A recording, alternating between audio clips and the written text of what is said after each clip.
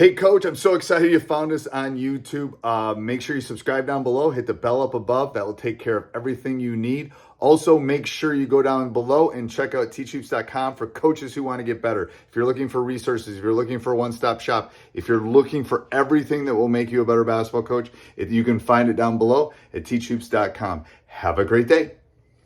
All right, welcome to the Leadership Podcast, Basketball Leadership Podcast. Could be Leadership Podcast, I guess. It's going to go Basketball Leadership Podcast. So this is an interesting one. We're going to talk about studies. So I'm a stats teacher, AP stats teacher. So I read lots of research and bring it into the classroom. So we're going to talk about the bad apple study. Was this a research study or was this like someone just writing an article, Coach? This what you're gonna want to look this up after. Okay. So a guy by the name of William Phelps, I believe his name, was a doctorate, getting his doctorate at the University of Washington.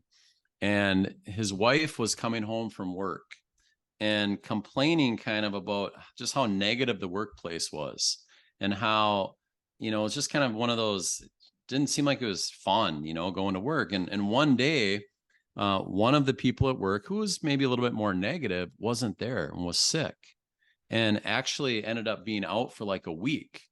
And she commented to her husband how much different the workplace was. Like all of a sudden people were happy and they're talking to each other, it just changed. And so it intrigued Will Phelps. So he decided to do a study on his sociology students at the college. And what he did is he took these kids that were all in these, like, I think they were business classes, and he put them in groups of 4 and he had them do a task for 45 minutes.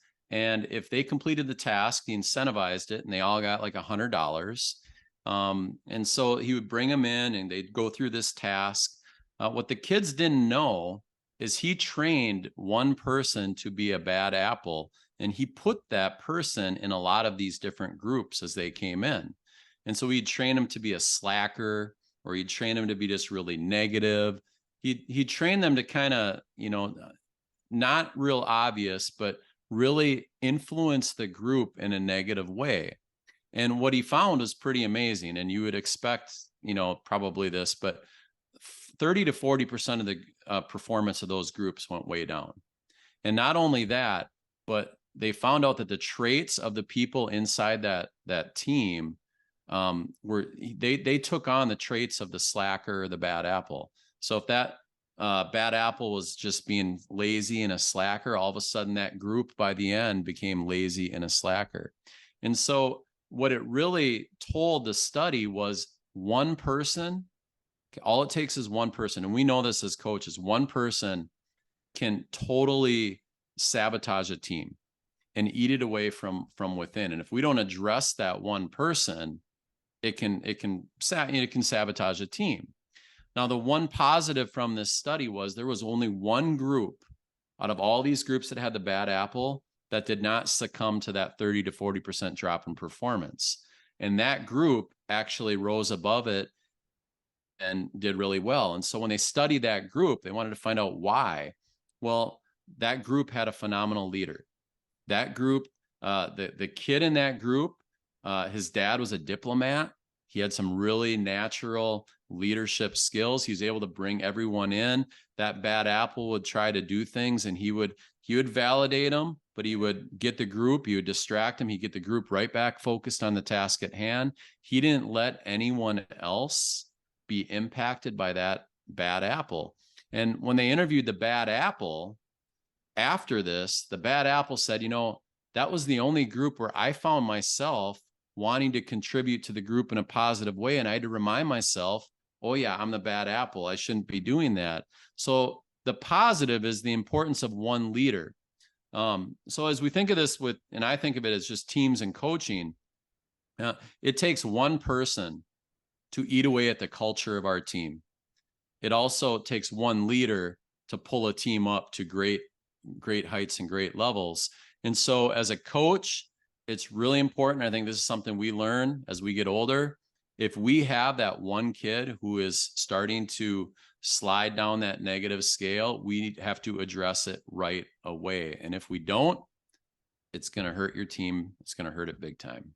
It is. And for the team and for the coaches that have to pick teams like I do, you don't, Yep. and have to cut. I'm telling you, like there's several days are the important days. The day you pick your coaching staff, the day you pick where you're going to work, the day you pick your team, the Yep. day you pick your leaders or captains. Those Yep. are those are all big. Uh, yes, this is like, again, if your bad apple is your second best player, then you have bigger issues. But it's yes, and I love the counter. I while you were talking, I googled it. It will be just type in the bad apple study. I'll put it in the Yep. show notes, but Yep. it's a long one, so it'll be some reading. They But have no, condensed versions of it, but it's a great study for a team. yeah, yeah. And I mean, I'm gonna tell you right now, I'm gonna use it with my team because I'm always looking for discussion starting points. Yep. That's what I'm looking Absolutely. for. And You you know, have to have these conversations with your team. I mean, I think as coaches, we have to nail this stuff head on. You got to share, one upcoming, podcast we have is on the energy bus. And that's one I read to my kids before every season. This bad apple study, I'll talk about it every year. There's other ones that I bring in as well, but you have to have these discussions with kids. Um, we're molding them, and every discussion, every little thing that we do like this builds the culture, develops leaders, and it creates the mindset that we want in our team to be successful. well, and I'm telling you, we talk about leadership and culture and bonding and winning and all this stuff. It's all related. Mm-hmm. And you draw connections through this. Like I'm starting week 3 right now with school while we're Yep. filming this. Yep. And I think on Friday, I had a long discussion about my kids about, because I do something every day called life lessons. Yep. And one of the life lessons was comparison is the thief of joy. Love it. Love that And quote. so we had a deep dive into that. And I said, that's Instagram. That's like, do something for someone. And anyway, we dove into that. It's the same thing with your team. Some of my deepest connections are when I'm talking about like this study that I'll bring up, and then we'll have a Yep. discussion about it. Yep. And then I can hear them when they're walking back to the locker room talking about it. Is it like, yeah, here we need to push baseline.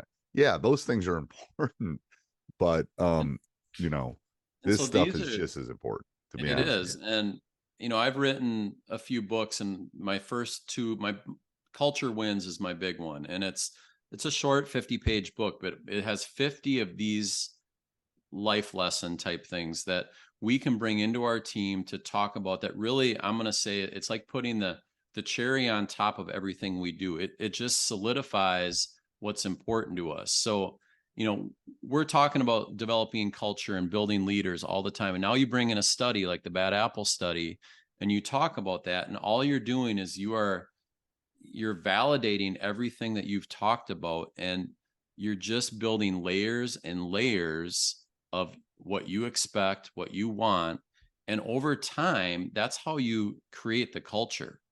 Like, then it becomes the culture because you're talking about it all the time. And so, yeah, we have to talk about these things. And I would encourage all coaches to pull up that study, read it, share it with their kids, talk about it. Because have you had a team where one kid has made a detrimental impact on the team?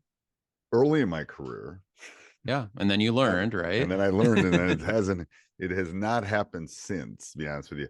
To give another story that I talked to about, I don't know if you've ever read about, I think his name is Bloden, the guy that did the wheelbarrow across Niagara Falls. You ever do that? Mm-mm. You should do a little research. Anyway, he was a daredevil, blah, blah, blah. We always talk about getting into the wheelbarrow, because the only person that he asked all these people who would get in the wheelbarrow, and the only person that would get in his wheelbarrow was his mother, Yeah. to go across the tightrope on a wheelbarrow. So, and we talk about it. It's like, well, why did mom go in? Because all these other people saw him go back and forth. No one else was going to get in that wheelbarrow over the Niagara Falls, but his mom did, because his mom trusted him. And Yep. it's like building all these. There's some videos on YouTube and funny things. Ooh, And I'm anyway, checking that one out. yeah. Thanks. but we always talk about getting in the wheelbarrow sometimes. And again, I only use some of these some seasons depending on what I need. Yep. What you need. Yeah, what you need. But the bad apple one, will I need that story maybe with this group? I don't know if I will, but I think I always talk about putting it in your toolbox, people. You always want as many tools as you can in your toolbox. And all these Absolutely. stories are good for kind of putting into the toolbox. So I will put that down in the show notes. As far as I'll try to find the wheelbarrow one too for people, but I'll put that and the bad apple study down below. And all right, till next week, Coach. Awesome. Thanks. Yep. Hey, Coach, so glad you enjoyed the video. Subscribe and like before you leave. And also go over and check out teachhoops.com for coaches who want to get better. It's got everything and a roadmap for you to become a better basketball coach. So go over and check it out. And let's head back to the next video, wherever that would be.